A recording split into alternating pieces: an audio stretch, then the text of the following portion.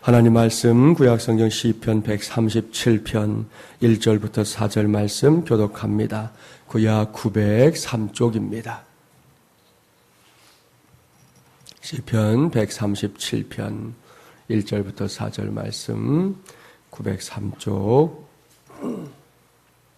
한 절씩 교독하겠습니다. 우리가 바벨론의 여러 강변 거기에 앉아서 시온을 기억하며 울었도다.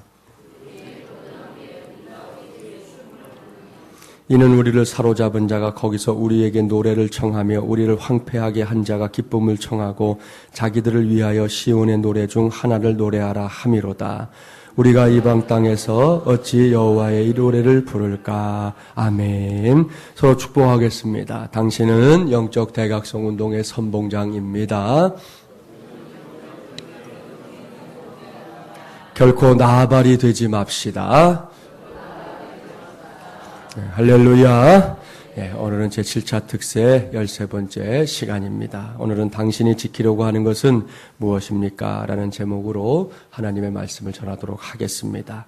요즘 그야말로 환절기가 무엇인지를 보여주는 날씨가 연일 이어지고 있습니다. 지난 주간만 해도 새벽에 나오는데 온도가 7도더라고요. 17도라고 해도 이게 에어컨 온도인데 7도였으니 얼마나 추웠는지 모릅니다. 마침 그날까지 이제 반팔 크러지 카라를 이제 다림질 해놓았기 때문에 이게 마지막이다. 오늘까지만 입고 내일부터는 긴팔 입어야지. 그러고 딱 나왔는데 얼마나 춥던지 아랫목이 있으면 그곳으로 그냥 뛰어들어가고 싶을 정도였습니다. 그런데도 낮에는 이제 태양볕이 막 장렬하잖아요. 들판에 있는 곡식들이 있기에 딱 좋게 말입니다.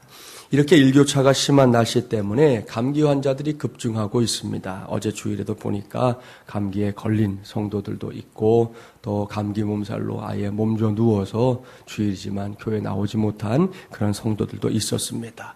이럴 때 보면 사람이 참 약한 존재구나 하는 것을 실감하게 됩니다. 어떤 때는 대산이라도 집어삼킬 듯한 기세를 자랑하는 사람이지만 감기 하나에도 꼼짝 못합니다. 요즘 계속해서 기도하고 있는데요. 에볼라 바이러스 때문에 지금 전 세계가 쩔쩔매고 있습니다. 에볼라가 창궐하고는 아프리카 지역에서는 말할 것도 없고 전 세계의 경찰국가 어쨌든 가장 현대적인 나라라고 일컬어지는 미국조차도 에볼라 앞에서는 속수무책입니다. 이것이 인생입니다. 약하고 한계가 많은 인생 말입니다. 그러나 그렇다고 해서 우리가 한없이 이러한 나약함만을 생각하면서 살면 안 됩니다. 그랬다가는 스스로 자포자기에 빠지거나 또 스스로를 무용지물이라고 생각하게 될 것입니다. 따라서 거기에 머물면 안 됩니다. 일상의 삶은 물론이고 믿음 안에서도 보다 강해질 수 있는 길이 있음을 알아야 합니다. 오늘은 그것을 여러분에게 전하려고 합니다. 그렇습니다. 저와 여러분의 인생이 지금 내가 갖고 있는 그 상태보다 더 강해질 수 있는 이유들이 있는데요. 그 중에 하나, 그 중에 으뜸은 다름 아닌 지킬 것이 있을 때라는 것입니다.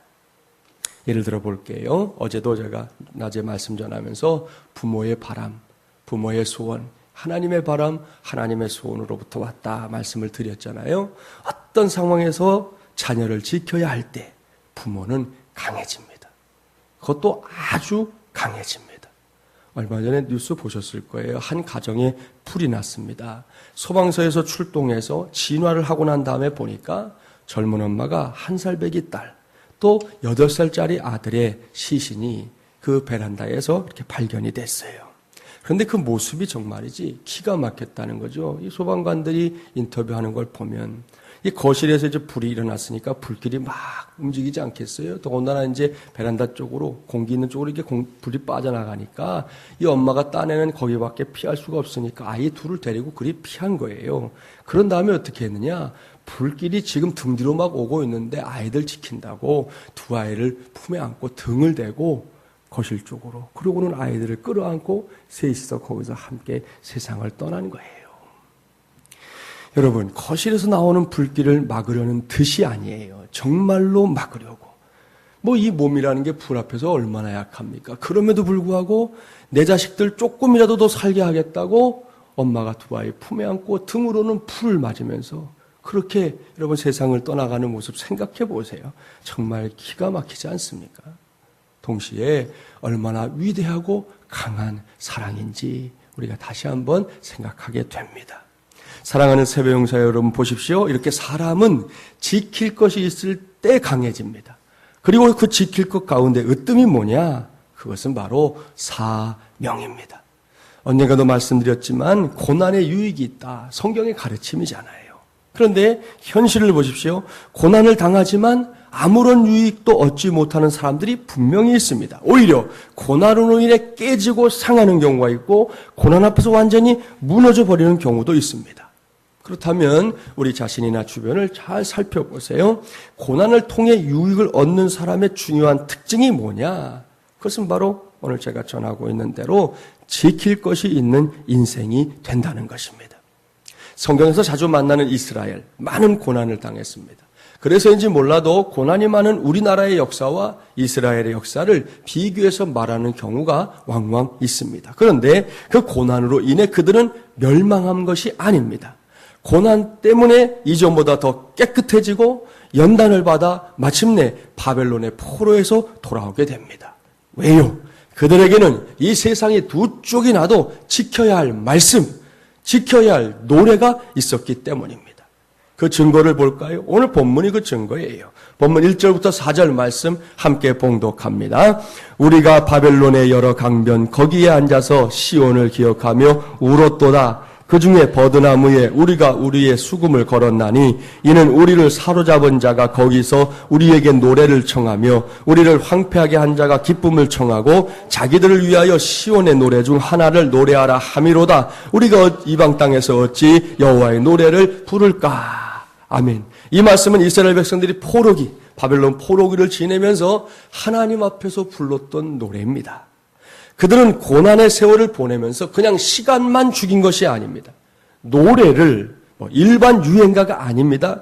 여호와의 노래를 부르며 그 세월을 이겨낸 것입니다. 그렇습니다. 이렇게 어떤 상황에서도 부를 노래, 지킬 노래가 있는 사람들은 결코 고난으로 인해 깨지지 않습니다. 여기서 잠시 인생에 대해 생각해 보십시오. 사람이 사는 평생을 가리켜서 인생이라고 부르는데요. 그 인생을 놓고 단순하게 평탄하다 혹은 험난하다라고 정의하는 것은 옳지 못합니다. 반복해서 말씀드리지만 인생에게 제일 중요한 것은 지킬 것이 있느냐 없느냐 그 여부이지 평탄하냐 험난하냐는 아니라는 거예요. 그래서 사명이 중요합니다. 또한 사명처럼 목숨 걸 만한 것이 있는 사람, 부르다 죽을 노래가 있는 사람, 이런 사람이 강한 사람, 강한 인생인 것입니다. 그런 맥락에서 해볼 수 있는 질문이 있어요. 자, 이상에 많은 가정이 있잖아요. 우리 교회도 여러 가정들이 있는데 어떤 가정이 명문 가정일까요? 세상에 흔히 말하듯 좋은 학벌에 많은 재산이 있으면 좋은 명문 집안일까요? 아니요. 그것은 뭔가를 많이 가진 집안이라고 부를 수는 있어요. 뭔가를 많이 가진 집안이야. 이렇게 부를 수 있을지는 몰라도 그것이 곧 좋은 집안, 명문 가정은 아닙니다. 그 가정이 지킬 수 있는 명예가 있어야 된다는 것이죠. 예를 들어 목숨 걸고 지킬 믿음이 있는 순교자의 가정. 이런 가정이 믿음의 명문, 진짜 명문 가정인 것이죠.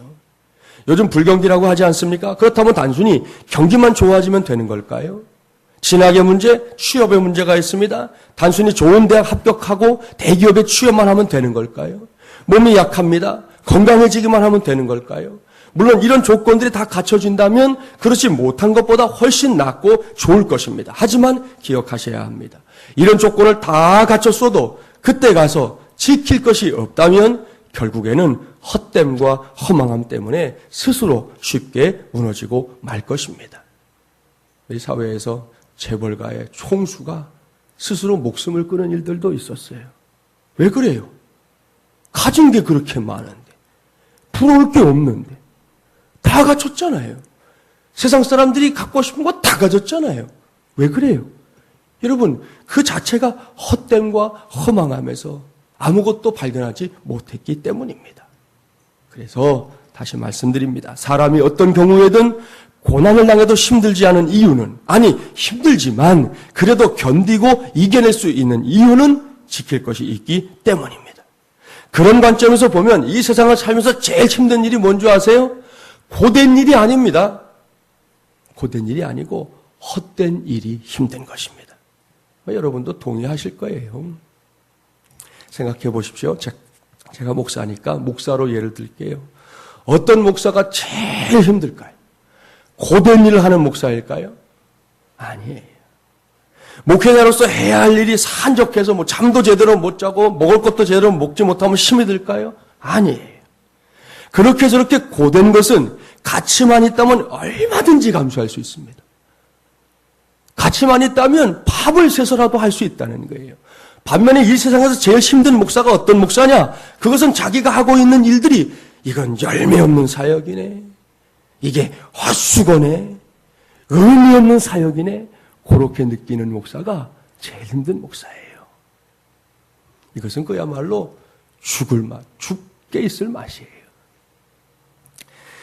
40대 중년의 아들이 그의 노모에게 어느 날 교회 가기 싫다고 3가지 이유를 말했대요. 첫째, 아침 일찍 일어나야 하는 것이 너무 힘들다. 저희 큰아이가 어려서 지가 목사 되겠다고 한동안 그랬어요. 그러더니 어느 때쯤 되니까 목사를 안 하겠대요. 저한테는 얘기하는데 지 엄마한테 왜 안 하겠냐 그랬더니 이유가 딱 하나예요. 목사가 되면 잠을 많이 자지 못할 것 같아서. 아빠가 새벽 기도를 좋아하니까 지가 옆에서 봐도 잠을 많이 자지 못할 것 같아서 목사를 안 하겠다고 그러더라고요. 그래서 네 뜻대로 해라. 그런데 지금 또 다시 돌아와서 또 목사를 하겠다니까 모르겠어요. 아무튼 아침 일찍 일어나는 게 너무 힘들다. 그래서 교회 가기 싫다. 둘째, 찬양대원들이 자주 음을 틀려서 마음이 아프다. 앉아서 예배 드리는데 찬양대가 나와갖고 찬양할 때 이게 자꾸 이탈이 생기는 게 그게 좀 거슬렸나 보죠. 그래서 싫다. 셋째, 우리 교회랑은 상관없어요. 장로님의 기도 시간이 너무 길어서 언제 끝날지 몰라 항상 긴장된다. 실제로 어떤 장로님은 창세기부터 계시록까지 기도하는 분 있잖아요. 그런 분들이 있거든요. 목사 설교만큼 막 15분씩 기도하는 분도 있어요. 대표 기도를. 그런 게 너무 긴장이 돼서 싫다. 그렇게 3가지를 얘기했어요. 나름 타당해 보이지 않습니까? 그때 그의 노모가 이렇게 응수합니다. 아들아, 그러면 네가 교회에 꼭 가야 할 3가지 이유를 얘기하면, 첫째, 교회에 모여 예배 드리는 것은 하나님의 명령이다. 둘째, 주일 예배는 신앙생활의 기본이다. 여러분, 다 맞는 말이잖아요. 어머니의 신앙심이 아주 훌륭해요. 그리고 3번째 이유를 말해줬습니다. 셋째, 네가 그 교회의 담임 목사이기 때문이다. 그랬다는 거잖아요. 무슨 이야기인지 아시겠죠? 목사가 목사로서 감당하고 있는 사역들이 헛된 일이라고 느껴지고 그것이 무료하고 거기서 아무런 보람도 찾지 못하게 되면 그때는 목사가 목회를 해도 아무런 의미가 없는 거예요. 그냥 그 직분으로 불릴 수는 있지만 일정한 사람들과 더불어 목회한다고 이렇게 흉내낼 수는 있지만 그렇게 해서는 참 안타까운 일이죠. 차라리 다른 일을 하면 더 나을 수 있는 것이죠. 사랑하는 여러분, 바로 여기에 확실하게 고난을 이길 수 있는 길이 있다는 거예요. 사람이 언제 고난을 이기고 열매를 거둘 수 있는가? 그것은 내가 지킬 것을 만날 때입니다. 앞서 말씀드린 대로 사명을 만날 때라는 말씀입니다. 사도 바울 떠올려 보십시오. 그는 잘 지치지 않는 사람입니다. 사도행전을 통해 보면 그가 쓴 서신들을 보면 이 사람이 얼마나 재바르게 복음을 전하고 다녔는지 다 알 수 있습니다. 그 이유가 뭘까요? 그 이유는 다른 것이 아니에요. 자기 자신이 평생에 걸쳐 그야말로 목숨 걸고 지켜야 할 것을 만났기 때문입니다. 성경을 보면 그가 어떤 방해에도 불구하고 넘어지지 않았던 이유를 스스로 밝힌 적이 있어요. 사도행전 20장 24절 말씀. 우리 자막에 나오니까 함께 봉독해 볼게요. 20장 24절 말씀 함께 봉독해 볼까요? 내가 달려갈 길과 주 예수께 받은 사명 곧 하나님의 은혜의 복음을 증언하는 일을 마치려 하면은 나의 생명조차 조금도 귀한 것으로 여기지 아니하노라. 아멘. 할렐루야. 이 말씀이 언제 한 고백인지 아시죠? 사도 바울이 예루살렘으로 가면 큰 고난을 당하게 될 것이라고 예언들이 막 줄을 잇던 때입니다. 안 가면 되는 거예요. 안 가고 좀 쉬든지 잠시 다른 곳에 가든지 그러면 되는 것인데 끝까지 간다는 거예요. 가는 도시마다 하나님의 영을 힘입은 사람들이 지금 당신은 예루살렘에 가면 어떤 일이 일어날지 모릅니다. 당신을 결박하는 일이 일어날 겁니다. 그러니까 가지 말아야 합니다. 그러는데 그 앞에서 하는 말이에요. 내가 이 길 가는 거 두렵지 않다. 내게 주신 사명 다 완수하는 데에는 내 목숨 하나 나 귀하게 여기지 않겠다. 그렇게 선언하고 있는 거예요. 바울을 보셔야 합니다. 그에게 있어서 고난은 문제가 아니었습니다. 그에게 더 중요한 것은 지켜야 할 사명이었습니다. 이것이 그가 붙잡았던 지켜야 할 것이었어요. 이러한 바울의 고백을 보면서 중요한 사실을 확인할 수 있습니다. 상황은 언제나 가변적이라는 사실을 알아야 한다는 거예요. 그렇습니다. 상황은 똑같지 않습니다. 항상 다릅니다. 따라서 상황에 의존하게 되면 상황에 자꾸만 인생을 걸면 항상 흔들립니다. 아시죠? 어떤 때는 상황이 좋아서 안도합니다. 그런데 속으로는 계속 불안해해요. 왜? 이러다가 상황이 다시 안 좋아지면 어떡하지? 하는 생각이 떠나지 않기 때문입니다. 하지만 지킬 것이 있는 사람은 다르다는 것이죠. 이런 사람은 상황이 관계없고 변함이 없어요. 상황에 관계없이 내 길을 가는 겁니다. 지킬 것이 없는 사람은 항상 상황을 미리 알아보려고 아주 안간힘을 써요. 내가 이 길을 가면 어떤 일이 벌어질까 아주 예민해지는 것입니다. 그러다가 고난이 온다고 하면 정작 그 고난이 오기도 전인데 믿음으로 알아서 미리 쓰러져요. 고난도 오기 전에 알아서 기는 그런 인생이 된다는 말씀입니다. 하지만 지킬 것이 있는 사람은 다릅니다. 그는 결코 오그라들지 않습니다. 종종 어떤 환경 때문에 위축되는 사람이 있어요. 아예 싸우려고도 하지 않는 사람도 있어요. 이런 사람들은 마치 궁지에 몰린 타조가 모래밭 속에 머리를 묻는 것처럼 행동합니다. 그러나 지킬 것이 있는 사람은 다릅니다. 그는 도전합니다. 가슴 속에 담대함과 불타오르는 뭔가가 있음을 자신도 알고 주변에 있는 사람들도 압니다. 계속해서 바울을 보십시오. 지킬 것이 없으면 죽지 않으려고 간신히 살아갑니다. 그렇게 지킬 것이 없으면 사는 게 아닌 것이죠.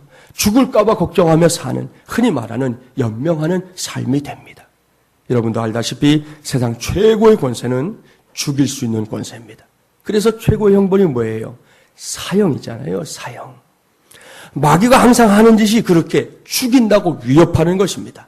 자살처럼 스스로 죽게 만드는 것입니다. 그래서 죽지 않으려고 하는 사람들이 위축되어 사는 거예요. 그러나 이 새벽 이곳에서 우리 모두가 꼭 명심하기 바랍니다. 이 세상에서 생명을 죽이고 살리는 권세는 오직 하나님께만 있습니다. 성경이 선언한 대로 하나님이 허락하지 않으면 참새 한 마리도 떨어지지 않습니다. 이것을 믿고 오늘 이후로는 확실하게 지킬 것이 있는 인생을 살아가십시오. 그런 인생은 자신의 삶을 하나님께 맡기고 마음껏 꽃피울 수 있을 줄 믿습니다. 진정으로 생명이 주는 능력을 맛보며 살게 될 줄 믿습니다. 이 모든 것을 전제하고 묻겠습니다. 당신이 지키려고 하는 것은 무엇입니까?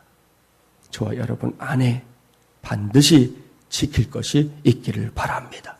단 하루를 살아도 제가 부목사 때 섬겼던 영광교회 고 최기성 목사님의 그 마지막 장례 때 보았던 그분의 메시지, 영상으로 만든 메시지에 나옵니다. 그분이 그런 고백을 했습니다. 내가 지킬 것이 있다면 사명이 있는 자는 하루를 살아도 그것이 행복하다. 사명 있는 사람은 하루를 살아도 그것 때문에 행복하다.